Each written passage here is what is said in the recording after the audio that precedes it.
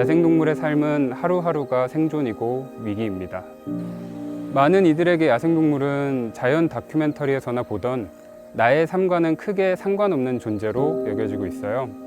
야생동물이 우리 눈에 쉽게 보이는 존재도 아니고 모두가 각자의 삶을 바쁘게 살아가다 보니 미처 신경 쓸 수 없었던 거죠. 그렇게 언젠가부터 우리는 함께 살아가고 있다는 사실을 망각한 채 살아가게 되었어요.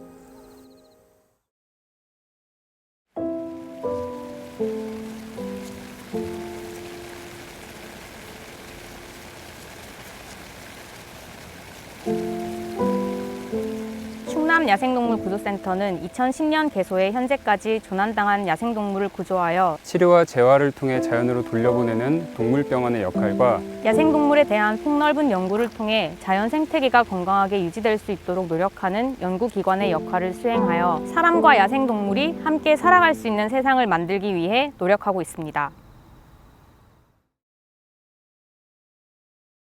야생동물이 처한 현실이요? 도시의 빌딩은 숲을 이룬 채 끝무르게 높아지고 야생동물의 서식지는 관광지가 되어 깎여나가고 있습니다. 유리창과 충돌에 나뒹굴고 달려오는 차량을 미처 피하지 못하는 동물이 넘쳐나죠. 이처럼 야생동물이 처한 현실과 위기는 바로 우리가 삶을 살아가며 당연한 듯 누리는 권리에서 비롯됩니다. 오늘날을 살아가는 야생동물의 삶은 위기의 연속입니다. 야생동물을 위협하는 원인 역시 너무나 다양하죠. 대표적으로 인공구조물을 인지하지 못한 야생조류가 충돌하는 사고가 있습니다. 우리나라에서만 연간 800만 마리의 야생조류가 이 사고를 겪고 있다는 조사가 있을 정도로 심각하죠. 또 도로를 횡단하다가 달려오는 차량을 미처 피하지 못해 치이는 차량 충돌 사고도 있습니다. 우리나라는 국토 면적 대비 도로의 밀도가 가장 높은 나라거든요. 산이나 들 어디에도 도로가 닿지 않는 곳이 없게 된 거죠. 상황이 이렇다 보니 야생동물의 입장에서는 도로를 건너지 않고는 살아갈 수가 없게 된 거예요. 동물들이 도로를 건넌다는 건 목숨을 걸고서라도 살아가기 위해 어쩔 수 없이 내리는 선택인 거죠. 그 밖에 번식기에 태어난 새끼가 어미를 잃게 되는 사고,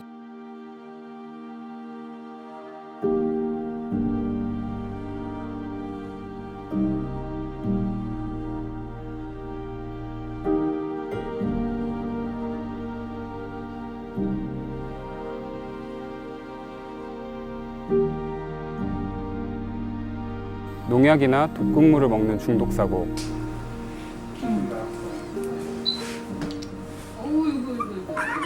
너무 힘들어.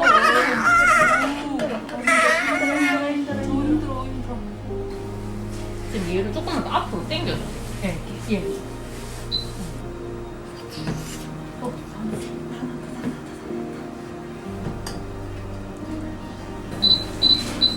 가해간다. 보시겠어요? 거의 다 빼고. 누군가의 사랑을 받던 개나 고양이와 같은 반려동물이 유기동물이 되면서 야생동물의 두려운 천적이 되기도 합니다. 우리가 무심코 버린 쓰레기는 야생동물의 신체를 옭아매는 덫이 되기도 하고요. 또 여전히 많은 사람들이 총이나 덫을 이용해 야생동물을 무분별하게 불법적으로 포획하고 있기도 하죠. 그냥 빼드릴게요. 그냥 빼는 게 어차피 같이 하실 거잖아요. 네. 야생동물의 삶은 하루하루가 생존이고 위기입니다.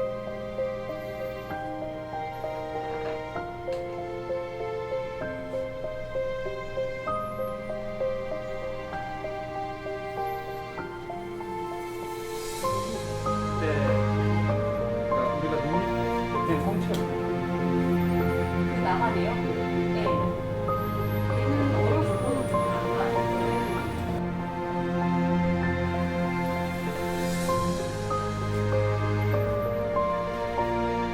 그렇게 언젠가부터 우리는 함께 살아가고 있다는 사실을 망각한 채 살아가게 되었어요.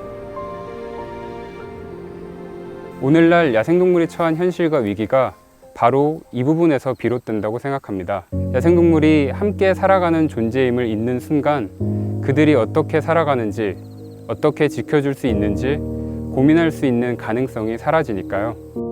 어쩌면 알면서도 외면하고 있었을지도 몰라요. 내가 누리는 편리와 권리에서 비롯한 그들의 위태로움을 이야기하는 것은 꽤 불편한 일이거든요. 하지만 정말 돌이킬 수 없는 때가 오기 전에 이제는 고개를 돌려 야생동물의 삶을 바라봐야 한다고 생각해요. 그들을 위태롭게 만드는 것도 우리지만 바로잡을 수 있는 존재 역시 우리일 테니까요. 그리고 아직 함께 살아가기에 늦지 않았으니까요.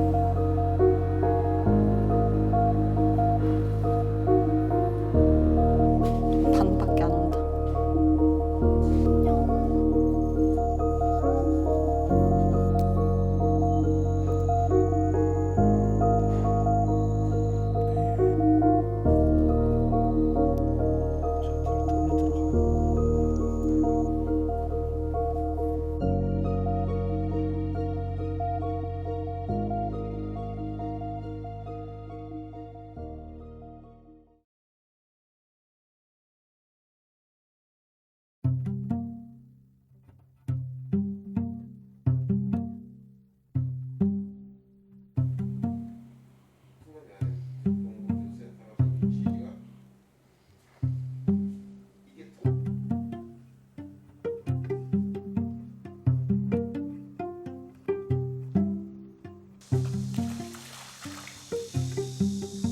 구조를 다니다 보면 정말 다양한 일을 겪습니다. 차로 이동하시다가 도로변에 쓰러진 고란이나 등산 중에 발견한 전깃줄에 충돌한 독수리를 구조대원분이 도착하기까지 몇 시간을 기다려주시는 신고자분들도 계십니다. 네, 지금 가고 있습니다. 까치를 지금 안에다 주신 건가요? 네, 지금 아파트 경비실에 맡겨뒀습니다. 아, 저희 지금 그럼 바로 출발하겠습니다. 몇 분 정도 걸리실까요? 대략 한 50분 정도로 나오네요. 50분이요? 네네, 50분 안에 도착할 것 같습니다. 네, 알겠습니다. 네, 감사합니다. 이런 일도 정말 감사할 따름인데 오히려 구조해 주셔서 감사하다고 먹을 걸 챙겨주시기도 합니다. 안녕하세요. 네, 혹시 안에나 맡겨주셨나요? 미안해요. 날개가 다쳤네.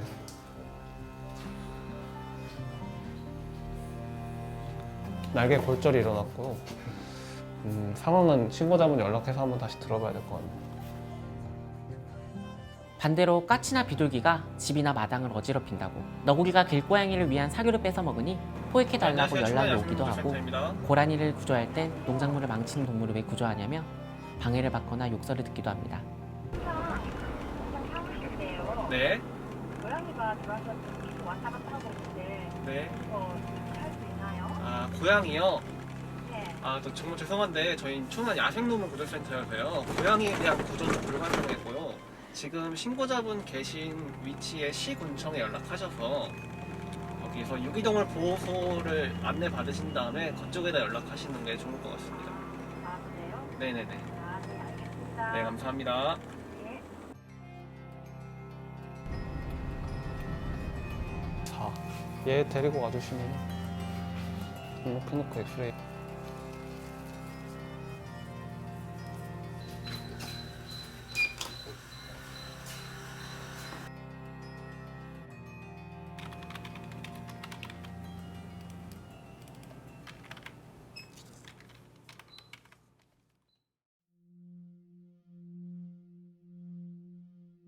야생동물 구조센터의 주 업무는 조난당한 야생동물을 구조해 치료, 재활 과정을 거쳐 다시 자연으로 돌려보내는 것입니다.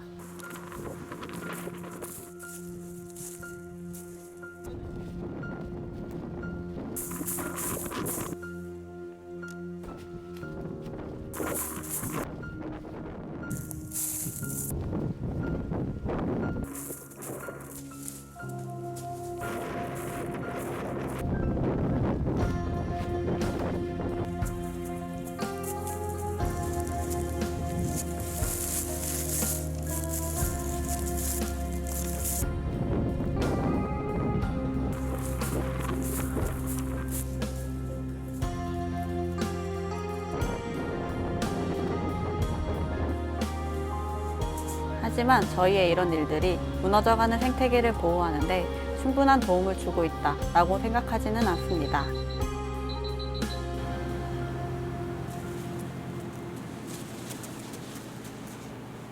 2019년을 기준으로 총 1,781마리의 야생동물이 저희 구조센터를 거쳐갔습니다. 올해는 8월 말 기준으로 약 1,500마리가 넘게 들어왔으니까 아마 그보다 더 많은 수가 구조될 거라고 예상하고 있습니다. 1년에 1,000마리의 야생동물을 살리는 게 자연 생태계에 과연 영향을 끼치긴 할까 생각이 들 때도 있습니다. 그럼에도 불구하고 야생동물 구조센터가 꼭 있어야 할 이유라면 지구 생태계를 발판 삼아 살아가는 인간이 갖춰야 할 최소한의 예의라고 생각하기 때문입니다.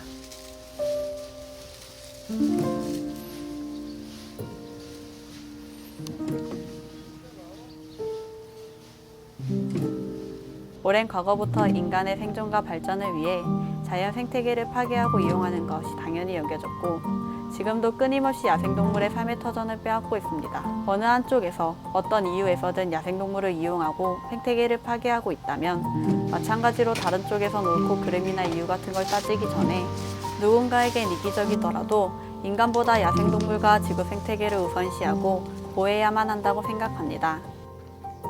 야생동물 구조센터의 존재와 활동이 그러한 일에 속하는 거죠. 많이 힘들겠지만 조금이라도 야생동물이 살기 좋은 세상을 만드는 게 저희의 궁극적인 목적입니다. 하지만 저희가 구할 수 있는 야생동물의 수는 그리 많지 않기 때문에 구조활동뿐만이 아닌 다양한 방식으로 노력하고 있습니다. 예를 들어 야생동물이 어떤 질병이나 기생충에 감염되어 있는지 파악하기 위해 야생동물의 DNA 샘플을 채취하기도 하고 효과적인 교육을 위해 치료 중 폐사한 야생동물의 사체로 박제를 제작하기도 합니다.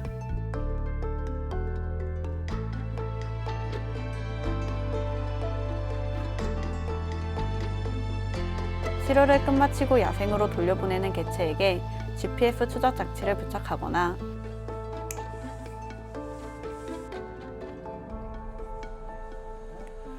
서식지에 무인 카메라를 설치하여 어떻게 이동하고 살아가는지 연구하는 경우도 있습니다.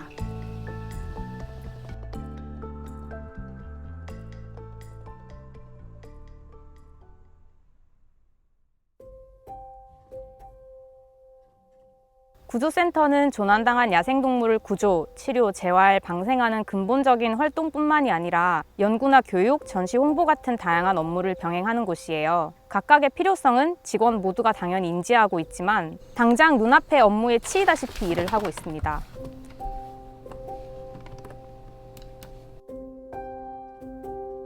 직원들 개개인도 전문성을 개발하기 위해서 투자해야 하는 시간들이 있어야 되는데 그러지 못하고 늦은 시간까지 구조센터 일에 매달려 있는 경우가 많아요.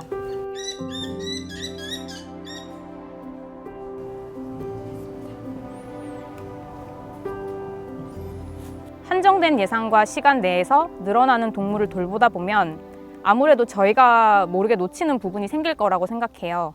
이런 인력 부족이 저희한테 체력적으로나 정신적으로 힘든 점도 있겠지만 장기적으로는 야생동물에게 그 피해가 직간접적으로 고스란히 전달된다고 생각하면 많이 안타깝습니다.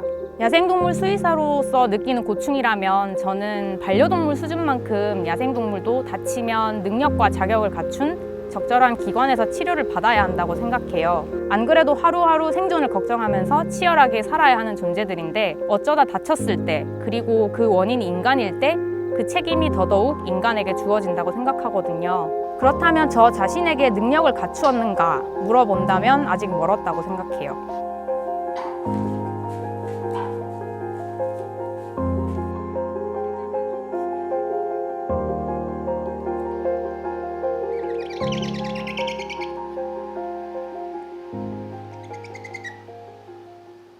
저는 치료 중인 동물이 별일 없는지 한 번 더 들여다보는 그런 관심이 사소하지만 예후에 굉장히 중요하다고 생각을 하는데 구조동물이 밀려 들어오는 날에는 너무 지쳐서 좀 변명 같지만 그 한 번을 더 들여다볼 여유가 없어요. 또 골든아워를 한참 놓치고 하나같이 숨이 먹기 직전인 상태로 제 앞에 있을 때 최선을 다했지만 무색하게 떠나버리고 도저히 가망이 없어서 제 손으로 생명을 꺼트려야 할 때도 있어요.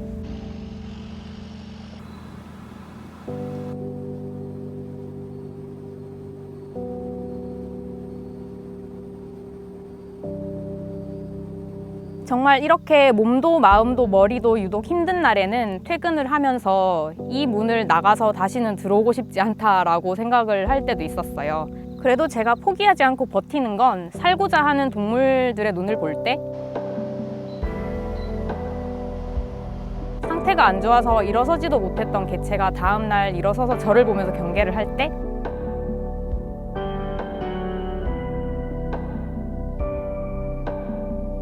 치료한 동물들이 다시 자연으로 미련 없이 돌아갈 때 그래도 여기에 내가 어떤 면에서 아직은 필요하구나 라는 생각이 들어서예요.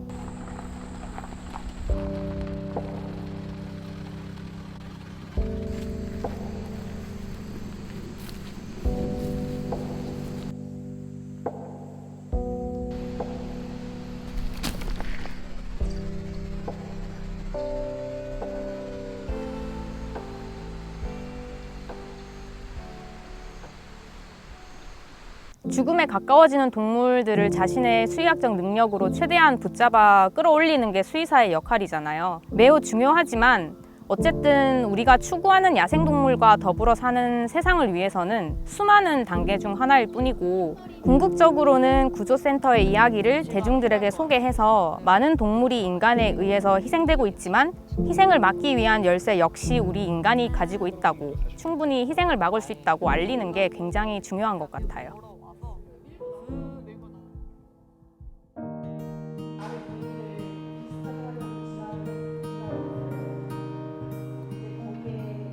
하지만 역시나 사회를 바꾸기 위한 많은 고민과 노력을 실천하기 위해서는 충분한 예산과 인력, 시스템의 개선 같은 적극적인 지원을 발판 삼아야만 가능한 일이라 생각합니다. 야생동물 구조센터와 야생동물들에게 많은 관심 부탁드립니다.